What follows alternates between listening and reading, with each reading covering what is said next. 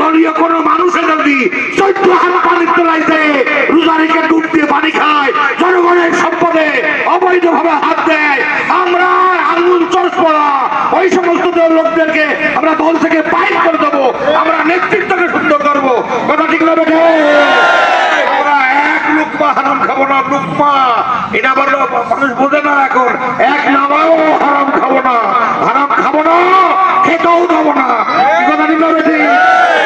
জনগণের সেবায় আমি আপনাদের কাছে ওয়াক্ফ করছি।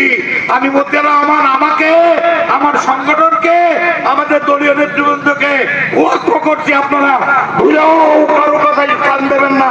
কিসের ফ্যামিলি কার্ড? তোমরা 3 বছরে কি কার্ড দেখিয়েছো, আবার কার্ড নতুন করে কার্ড দেখাবা?